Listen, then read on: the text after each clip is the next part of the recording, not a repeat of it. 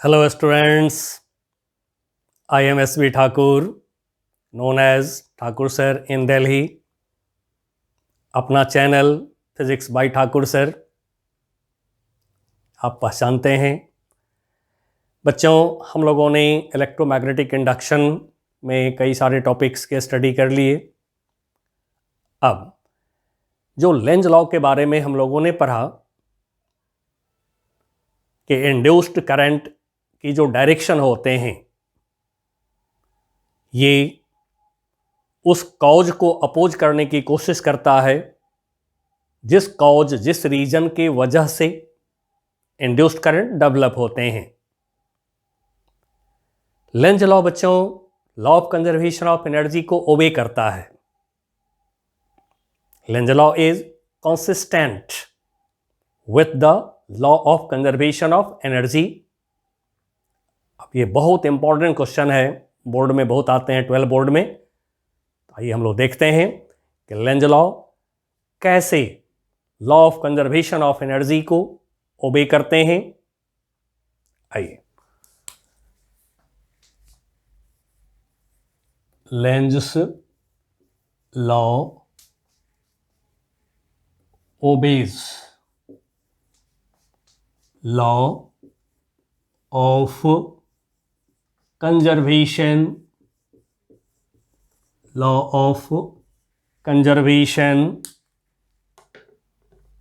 Of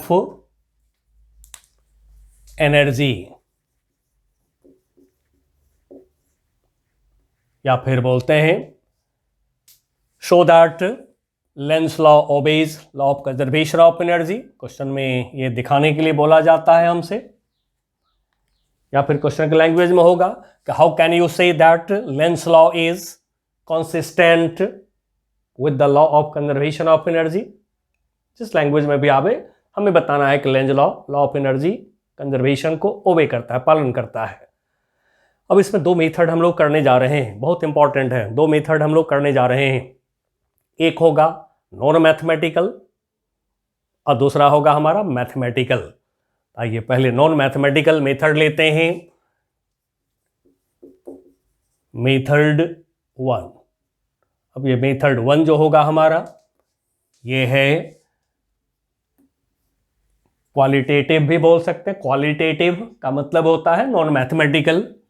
चलिए मैं लिख देता हूं क्वालिटेटिव और नॉन मैथमेटिकल, यानी थ्योरेटिकल हो गया नॉन मैथमेटिकल। हम लोगों ने जो कई सारे एग्जाम्पल्स लिए हैं EMI का, उसी में से एक एग्जाम्पल ये मैं ले रहा हूँ जो ऑलरेडी आपको पता है पहले से, वही एग्जाम्पल मैं ले रहा हूँ।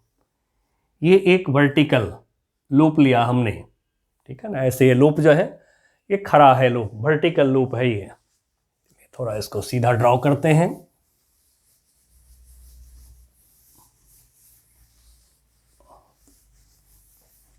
एक हम लोग ले रहे हैं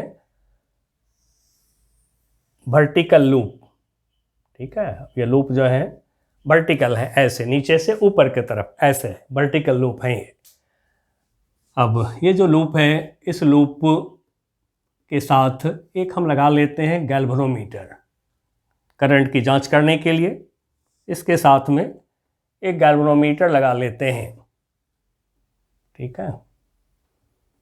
चलिए इसके पैरेलल ड्रॉ कर रहे हैं, इसके पैरेलल। अब एक गैल्वेनोमीटर हम लगा रहे हैं इसके अंदर। गैल्वेनोमीटर का इतना ही काम होगा कि हमें बता देगा कि करंट इसमें आया कि नहीं, लूप में करंट आया कि नहीं। तो ये लिया हमने जी गैल्वेनोमीटर। अब एक बार मैग्नेट को लूप के एक्सिस के अलोंग रखा हमने। ये है हमारा एक bar magnet, S pole N pole. अब जो बार मैग्नेट के एक्सिस होता है south pole to north pole, already आपको पता है। ये हमने दिखाया है इस लूप का एक्सिस। अब दोनों के एक्सिस जो है सेम है तो बोलते हैं कोएक्सियल। एक एक्सिस वाला एक एक्सिस के अलोंग लूप भी है, बार मैग्नेट भी है। अब जैसे बार मैग्नेट को आप चलाते हैं तो जैसा कि आपने पढ़ा है, यहां पर क्या होगा, चेंज इन मैग्नेटिक फ्लक्स होंगे। चेंज इन मैग्नेटिक फ्लक्स होगा तो फिर बच्चों आपको पता है इलेक्ट्रोमैग्नेटिक इंडक्शन होंगे, तो फिर इंड्यूस्ड करंट आ जाएगा इस लूप के अंदर। अब जो इंड्यूस्ड करंट आएगा इसका डायरेक्शन भी आप पढ़े हैं, ये डायरेक्शन मिला है, ऐसे डायरेक्शन मिला हुआ है, ठीक है। अब जैसा कि हम लोगों ने पढ़ा कि एनी लूप कैरिंग करंट, कोई भी लूप जिसमें करंट होते हैं, ये एक मैग्नेटिक डाइपोल के तरह काम करता है। इसका अपना एक मैग्नेटिक फील्ड होगा। अब ये मैग्नेटिक फील्ड इंड्यूस्ड करंट का किधर होगा, जैसा कि आप पढ़े हैं, लेंज लॉ ने बताया है कि जिधर अप्लाइड मैग्नेटिक फील्ड इंक्रीज होते हैं उसके अपोजिट डायरेक्शन में इंड्यूस्ड करंट के मैग्नेटिक फील्ड होते हैं, मतलब इधर की तरफ होगा इंड्यूस्ड करंट का मैग्नेटिक फील्ड, क्योंकि बार मैग्नेट का मैग्नेटिक फील्ड इधर की तरफ है, अवे फ्रॉम नॉर्थ पोल। अब जैसा कि आपको पता है कि यदि किसी भी लूप में मैग्नेटिक फील्ड यदि ऐसे हो जाए, इस डायरेक्शन में मैग्नेटिक फील्ड आ जाए, इंड्यूस करंट के मैग्नेटिक फील्ड, चलिए मैं यहां पर लिख देता हूं, इंड्यूस करंट के मैग्नेटिक फील्ड राइट वर्ड है। अब बच्चों आपको यह भी पता होगा कि जिस डायरेक्शन में मैग्नेटिक फील्ड होता है उसी डायरेक्शन में मैग्नेटिक मोमेंट भी होते हैं। तो इस लूप का मैग्नेटिक डाइपोल मोमेंट, मैं इसको म्यू सबस्क्रिप्ट एल से लिख रहा हूं। अब आपको यह भी पता है कि जिस डायरेक्शन में मैग्नेटिक डाइपोल मोमेंट होता है उसी डायरेक्शन में इधर होते हैं साउथ पोल, इधर होते हैं नॉर्थ पोल। तो मैं लिख दे रहा हूं, इसके जो लूप डाइपोल बन रहा है, मैग्नेटिक डाइपोल बन रहा है ड्यू टू करंट, इसके नॉर्थ पोल फिर इसके साउथ पोल। और कैसे होगा ये लूप जो है, बिल्कुल ऐसे समझ लीजिए। तो जो नियरर फेस है, नियरर फेस लूप का, किसके नियरर, मैग्नेट के पोल के नियरर जो सरफेस है लूप का, इस पर होगा लाइक पोल। लाइक पोल तो दूर वाले सरफेस, जो पीछे वाला सरफेस होगा, दूर वाला जो सरफेस होगा, इस पर होगा साउथ पोल। अब आप क्लियरली फील कर सकते हैं कि ये मैग्नेट जो आगे बढ़ेगा तो ये क्या करेगा, ये मैग्नेटिक डाइपोल क्या करेगा, रिपेल करेगा। यही चीज आपने पढ़ा है लेंज लॉ में कि जब इंड्यूस्ड करंट डेवलप होता है किसी लूप में तो वो अपोज करता है उस कॉज को, उस रीजन को जिसकी वजह से ये पैदा होता है। चलिए बच्चों, ये सब बात आप कर चुके हैं, थोड़ा सा मैं इसको रिवाइज करा दिया हूं। अब आप लिखिए और फिर आगे की बात करेंगे। A bar magnet, a bar magnet SN is held coaxially, मतलब सेम एक्सिस के along, coaxially with a vertical loop when the magnet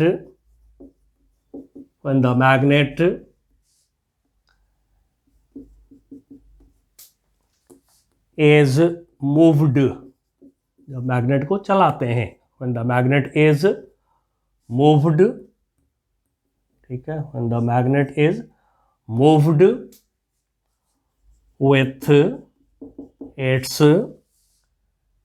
north pole,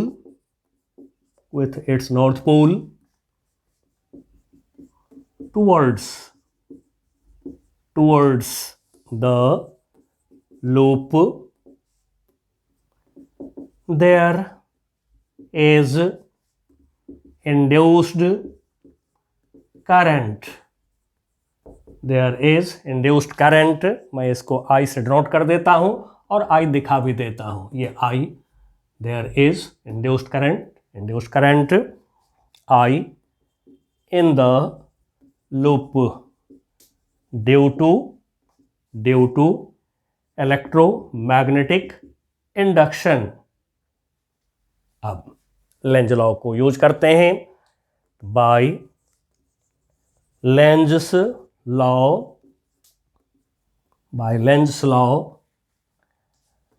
due to induced current magnetic field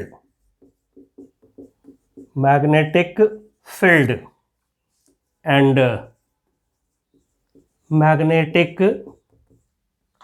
dipole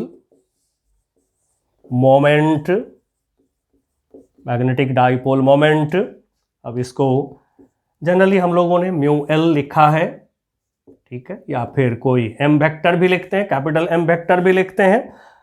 तो and magnetic dipole moment are such that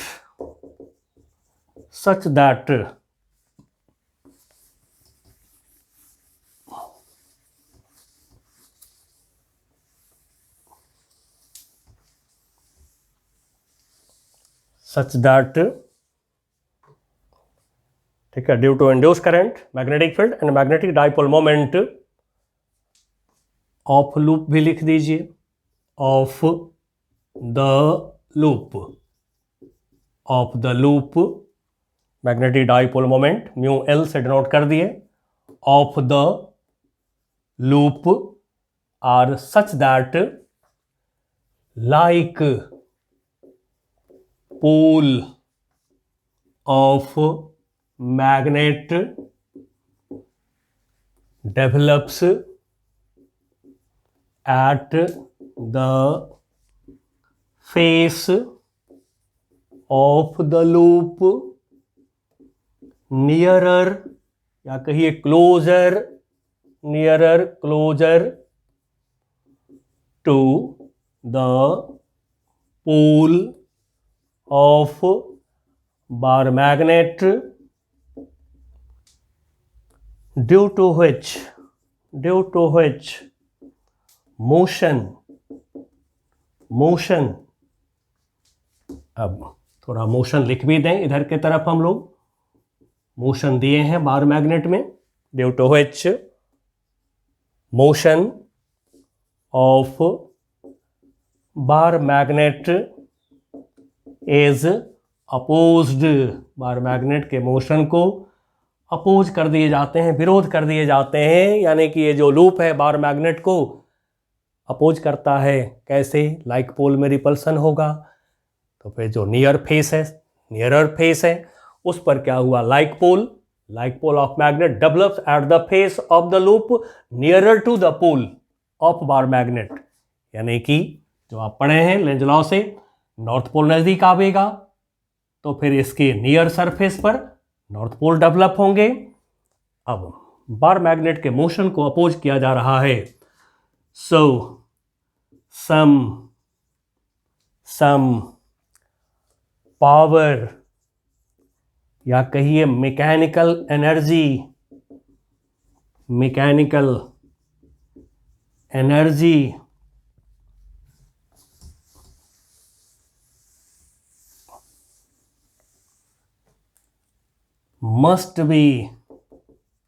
must be given to the bar magnet to move। अब देखिए, जहां पर motion को oppose होता है तो वहां पर चलाना पड़ता है, कोई अपने आप तो चलेगा नहीं। अब मान लीजिए एक बॉडी को ग्राउंड पे रख दीजिए, वो अपने आप तो भागने नहीं लगता है क्योंकि फ्रिक्शन उसको चलने नहीं देता है। तो जहां मोशन को अपोज करने वाला है तो वहां पर हमें चलाना पड़ता है, हमें ढकेल करके खींच करके काइनेटिक एनर्जी देना पड़ता है, मतलब मैकेनिकल एनर्जी देना पड़ता है, और एनर्जी पर सेकंड, वर्क डन पर सेकंड, इसी को पावर कहते हैं। तो हमने क्या लिखा कि सो सम पावर, कुछ mechanical energy must be given to the bar magnet to move, चलने के लिए कुछ हमें देना पड़ेगा मैकेनिकल एनर्जी, कुछ हमें वर्क करना पड़ेगा, एक्सटर्नल एजेंट को, मैग्नेट को चलाना पड़ेगा। अब यही जो मैकेनिकल एनर्जी है, this mechanical energy is converted into electrical energy. और आपने पढ़ा है electrical energy per unit charge क्या होता है, ईएमएफ होता है, इलेक्ट्रोमोटिव फोर्स होता है। तो यहीं इंड्यूस्ड ईएमएफ इलेक्ट्रिकल एनर्जी आ गया, energy per unit charge induced EMF आ जाते हैं। तो फिर क्या लिखा हमने, this mechanical energy is converted into electrical energy and there is induced current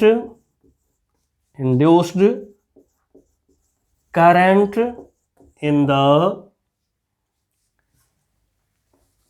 closed circuit of the loop, in the closed circuit of the loop। अब बच्चों यहां से हम क्या कंक्लूजन ड्रॉ करें, मैकेनिकल एनर्जी इलेक्ट्रिकल एनर्जी में convert हो गया, एक फॉर्म से दूसरे फॉर्म में एनर्जी कन्वर्ट हो रहे हैं।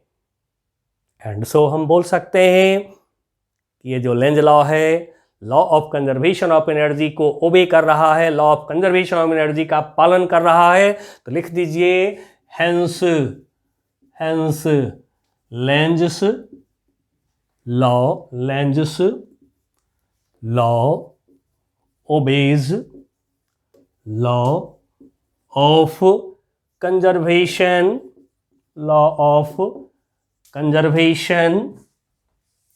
of energy, law of conservation of energy,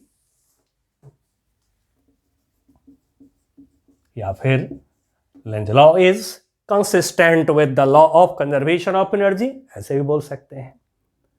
तो ये था बच्चों नॉन मैथमेटिकल क्वालिटेटिव तरीका था हमारा। अब हम ले रहे हैं क्वांटिटेटिव। क्वांटिटेटिव का मतलब होता है मैथमेटिकल एनालिसिस। मैथमेटिकल एनालिसिस करके हम लोग Lenz law of conservation of energy का पालन करता है। अब हम ये दिखाने जा रहे हैं। तो ये सेकंड मेथड किसका, to show Lenz law obeys law of conservation of energy, ठीक है ना। अब ये सेकंड मेथड किसका ले रहे हैं, चलिए मैं रिपीट कर देता हूं। To show Lenz law obeys law of conservation of energy. और जो मेथड हमारा है, ठीक है, ये मेथड क्वालिटेटिव ले रहे हैं, सॉरी क्वांटिटेटिव ले रहे हैं, क्वांटिटेटिव। चलिए एक बार इसको भी ले लेते हैं। मैथमेटिकल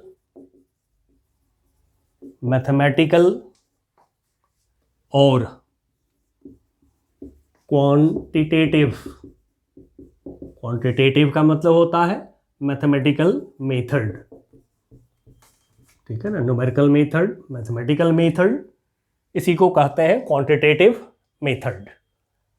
आइए इसके लिए जो हम लोगों ने मोशनल ईएमएफ पढ़ा था, अब उसका मैं फिगर ले रहा हूं। जो मोशनल ईएमएफ पढ़े थे हम लोग, वहां पर जो पहला हम लोगों ने जो एग्जाम्पल लिया हुआ है, यही लिया हुआ है, ये लिया हुआ था मोशनल ईएमएफ को पढ़ने के लिए जो हमने पहला एग्जाम्पल लिया था, ठीक है। एनसीईआरटी में भी है, वही एग्जाम्पल मैं यूज कर रहा हूँ। फर्स्ट एग्जाम्पल एनसीईआरटी का भी और अपने क्लास का भी, अपने नोट्स का भी यही था हमारा। ये हम ले रहे हैं एक रेक्टेंगुलर कंडक्टर, ये लिया हमने। ये एक रेक्टेंगुलर कंडक्टर, इसका नाम हम लोग रखे थे P, Q, R, S। इस साइड के लेंथ को हम लोगों ने लिया था L, मोशनल ईएमएफ जहां पढ़े हैं इसको लिया L। इस साइड की जो लेंथ है इसको हम लोगों ने X लिया था, magnetic field perpendicular to the plane, ठीक है, बिल्कुल एकदम ये जो लूप है पूरा मैग्नेटिक फील्ड के अंदर है, नज़दीक नज़दीक ले रहे हैं, लूप के नज़दीक है magnetic field, whole loop magnetic field में है, ठीक है, मैग्नेटिक फील्ड पूरे कंडक्टर पूरे रीजन में है, यहाँ से यहाँ तक यूनिफॉर्म मैग्नेटिक फील्ड है, ठीक है, पूरे रीजन में, थोड़ा मैं दूर दूर कर रहा हूँ बट आप ये समझेंगे कि this whole loop is in uniform magnetic field, और मैग्नेटिक फील्ड को क्रॉस से यानी कि हम लोग इनवर्ड डिनोट कर रहे हैं बी। अब इस रॉड को चलाए हैं हम लोग, जो मोशनली में पढ़े थे, भी वेलोसिटी से हमने चलाया। अब बच्चों जैसे ही इसको चलाते हैं तो क्या होता है, मोशनल ईएमएफ आते हैं। अब जो मोशनल ईएमएफ आता है किधर, तो लेंज लॉ से भी देखा direction, Fleming's right hand rule लगा करके भी देख लीजिए डायरेक्शन किधर होगा। तो जो इंड्यूस्ड ईएमएफ है इसकी direction right hand rule, Fleming's right hand rule लगा रहे हैं, इंडेक्स फिंगर मैग्नेटिक फील्ड के डायरेक्शन में यानी इनवर्ड, थंब वेलोसिटी इधर के तरफ, मिडिल फिंगर देखिए इशारा कर रहा है किधर, डाउनवर्ड इधर के तरफ। एंड सो जो इंड्यूस्ड ईएमएफ होगा इस समय, ये इंड्यूस्ड ईएमएफ होगा इस समय एप्सिलॉन, मैं लिख रहा हूँ इंड्यूस्ड ईएमएफ को इधर के तरफ। तो फिर इसमें बच्चों इस लूप में आ जाएंगे करंट, क्लोज लूप में करंट आ जाएगा। अब ये करंट किधर होगा, तो जैसा कि पढ़े हैं, जिधर होता है इंड्यूस्ड ईएमएफ उसी डायरेक्शन में होता है इंड्यूस्ड करंट। करंट को मैं आई लिख दे रहा हूं। चलिए अब थोड़ा सा स्टेटमेंट बना लेते हैं। Let rectangular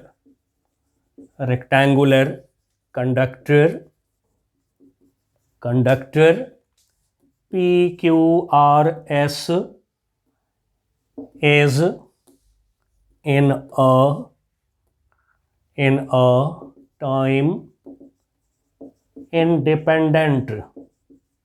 time dependent perpendicular uniform magnetic field, जो मोशनल ईएमएफ में पढ़े थे। मैग्नेटिक फील्ड जो है टाइम इंडिपेंडेंट होते हैं, टाइम पर डिपेंडेंट नहीं होता है। बी से हम लोग डिनोट कर रखे हैं। तो हमने क्या सपोज करा, रेक्टेंगुलर कंडक्टर PQRS, इसको कहा हमने, इस रेक्टेंगुलर लूप को कहा रेक्टेंगुलर कंडक्टर, ठीक है। Conductor PQRS is in a time independent perpendicular uniform magnetic field, length of its sides PQ and RS are L। PQ और RS साइड के लेंथ L ले रहे हैं। Resistance of arm PQ is R। PQ जो arm है, PQ जो side है, इसकी रेजिस्टेंस को हमने ले लिया R। And resistances of sides QR, RS and SP are very small, bracket में नेग्लिजिबल कर दीजिए। नेग्लिजिबल मतलब कि एक साइड में हम रेजिस्टेंस ले रहे हैं, PQ साइड में, PQ आर्म में रेजिस्टेंस ले रहे हैं, और बाकी जो साइड्स हैं इसको हम बहुत ही कम रेजिस्टेंस का सपोज कर रहे हैं, या कहिए नेग्लिजिबल रेजिस्टेंस ये भी बोल सकते हैं, और ऑफ नेग्लिजिबल रेजिस्टेंस सीधे भी लिख सकते हैं। अब बच्चों यहीं पर जो मोशनल ईएमएफ डेवलप करना है हमें, तो क्या करना पड़ेगा, साइड PQ को हम चलाएंगे। PQ साइड मूवेबल है, हम इसको चलाएंगे। ठीक है, विथ यूनिफॉर्म वेलोसिटी इसको हम चलाएंगे inward the magnetic field. when the arm PQ is moved with uniform velocity v vector inwards the magnetic field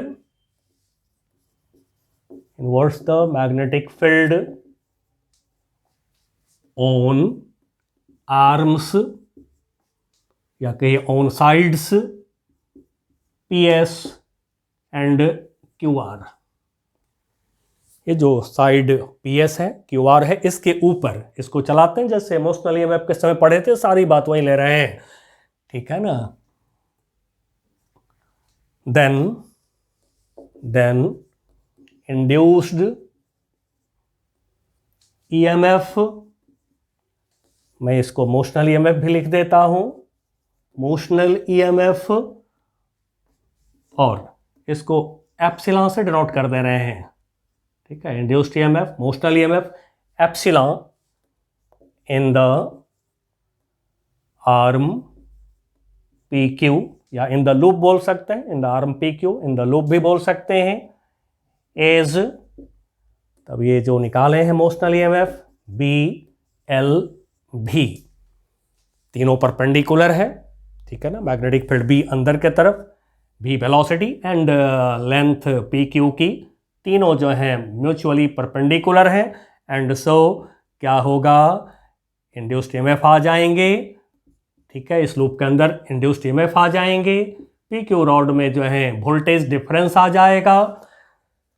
अब करंट निकाल लें, तो total resistance of the loop या कहिए सर्किट, जो सर्किट है उसमें टोटल रेजिस्टेंस इज R, क्योंकि ओनली PQ में रेजिस्टेंस R है, बाकी में रेजिस्टेंस नहीं है। नाउ इंड्यूस्ड करंट,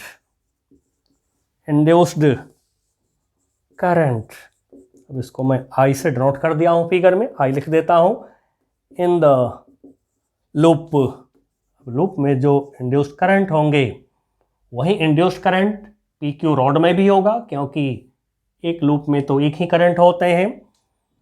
एज, तब I निकाल सकते हैं हम लोग, I equal to EMF, induced EMF, motional EMF upon R, अब ये हो गया BLV अपॉन R। अब बच्चों, मैग्नेटिक फील्ड में करंट कैरिंग कंडक्टर को रखने पर, जैसा कि पढ़े हैं चैप्टर 4 में, NCERT चैप्टर 4 में पढ़े हैं, लगेगा इस पर force. Fleming's left hand rule से जरा जांच करिए किधर फोर्स लगेगा, तो फ्लेमिंग्स लेफ्ट हैंड रूल में पढ़े थे, स्टेट कंडक्टर जिसमें करंट I है, मैग्नेटिक फील्ड B में रखा गया है, इस पर फोर्स लगाइए। Fleming's left hand rule, index finger magnetic field के डायरेक्शन में अंदर के तरफ, इनवर्ड परपेंडिकुलर, करंट के डायरेक्शन में मिडिल फिंगर। अब देखिए थंब किधर इशारा कर रहा है, उधर के तरफ, यानी कि जो PQ की वेलोसिटी है राइटवर्ड, यानी कि जो फोर्स लगेगा, वेलोसिटी लेफ्टवर्ड, जो फोर्स लगेंगे, फोर्स लग जाएगा किधर, राइटवर्ड, वेलोसिटी के अपोजिट। मेंशन कर लीजिए, फोर्स ऑन आर्म PQ। अब इस फोर्स को मैं F लिख दे रहा हूं, force F on arm PQ carrying current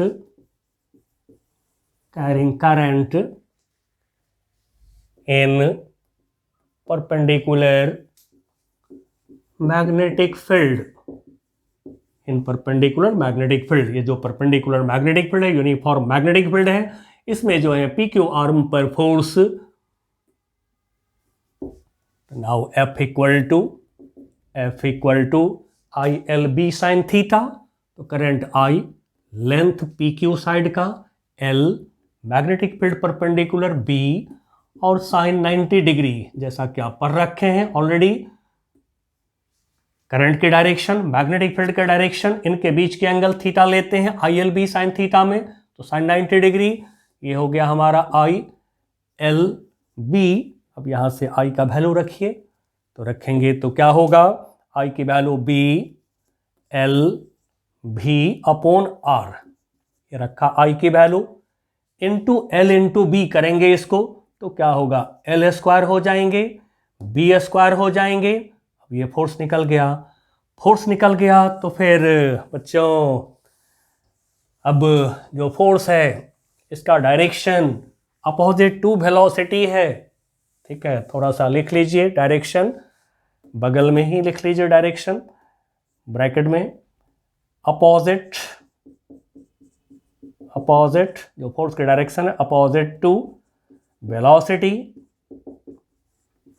तो फिर अपने आप तो ये रॉड अंदर आएगा नहीं, मैग्नेटिक फील्ड के अंदर अपने आप तो चलेगा नहीं, क्योंकि फोर्स अपोजिट में लग गया। तो फिर हमें इसको कुछ पावर, कुछ एनर्जी देना पड़ेगा, इसको चलाना पड़ेगा, एक्सटर्नल एजेंट को वर्क करना पड़ेगा। तब निकाल लीजिए power inside bracket mechanical energy given to arm PQ to move inward the magnetic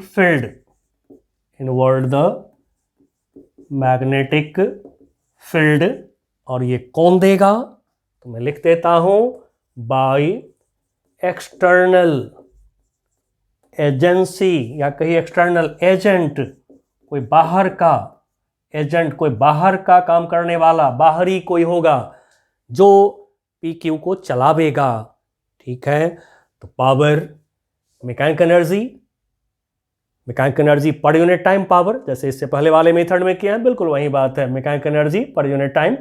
तो पावर यानी mechanical energy given to arm P Q to move inward the magnetic field. अब ये पावर हम निकाल रहे हैं, this power P is equal to force F into speed V, velocity V कर दीजिए।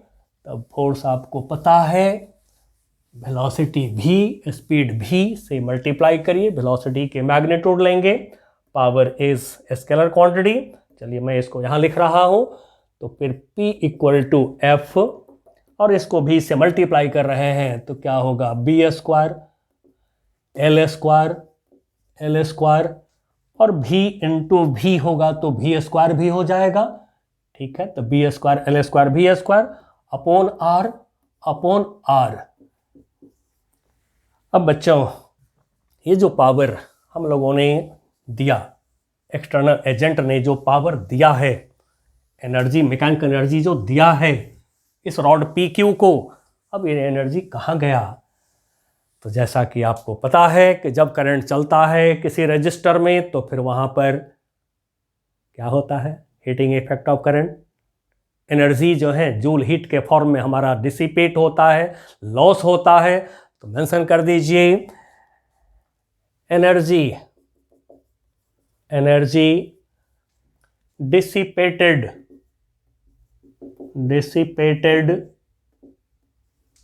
या फिर लॉस्ट लिख दीजिए, lost in the form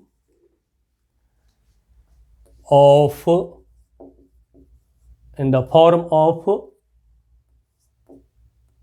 joule heat, पर सेकेंड,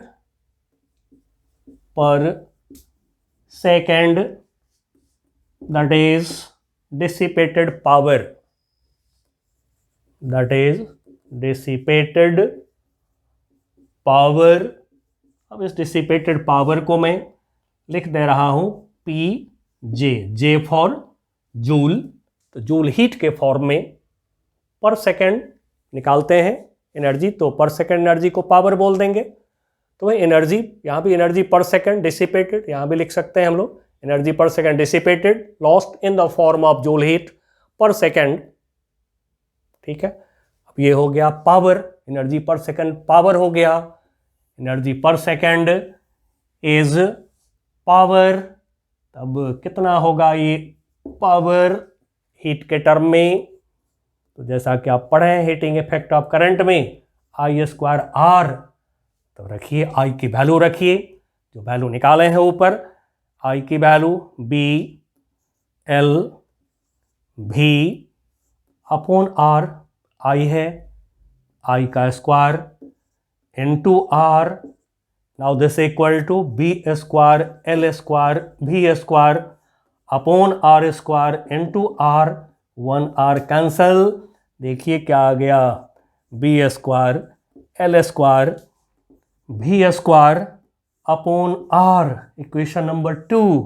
अब देखिए बच्चों, एनर्जी सप्लाइड इतना है, इतना एनर्जी हीट में कन्वर्ट हुआ है, जूल हीट में कन्वर्ट हुआ है इतना एनर्जी, यानी इतना पावर एनर्जी पर सेकेंड इतना सप्लाई हुआ, और इतना एनर्जी पर सेकेंड हीट के फॉर्म में, जूल हीट के फॉर्म में कन्वर्ट हुआ, तो क्या कहेंगे per second supplied power, supplied energy per second used dissipated energy, both are equal. तो हम यही कहेंगे कि एनर्जी मैकेनिकल से एनर्जी इलेक्ट्रिकल फॉर्म में कन्वर्ट किया, जिससे कि करंट आया, और इस करंट की वजह से हीटिंग इफेक्ट, थर्मल इफेक्ट हुआ, जिससे कि जूल हीट डेवलप हुआ। तो मेंशन कर दीजिए हेंस मैकेनिकल एनर्जी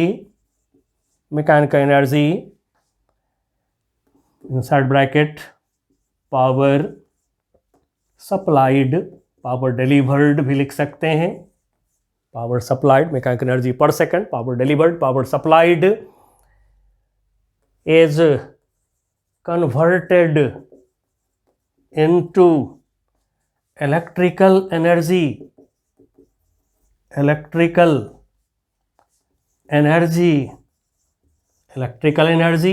यानी कि इंड्यूस्ड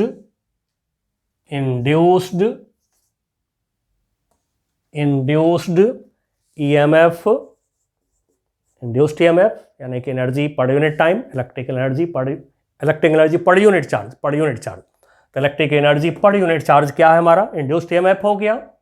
ईएमएफ की definition energy per unit charge is voltage, ठीक है, तो इंड्यूस्ड ईएमएफ हो गया। And then into thermal energy यानी कि हीट एनर्जी, थर्मल एनर्जी। तो मैकेनिकल एनर्जी जो है कन्वर्ट हुआ इलेक्ट्रिक एनर्जी में, इंड्यूस्ड ईएमएफ आया, इंड्यूस्ड करंट आया लूप के अंदर, एंड देन फिर वो कन्वर्ट हो गया है थर्मल एनर्जी में, जिससे हीटिंग इफेक्ट ऑफ करंट हुआ है।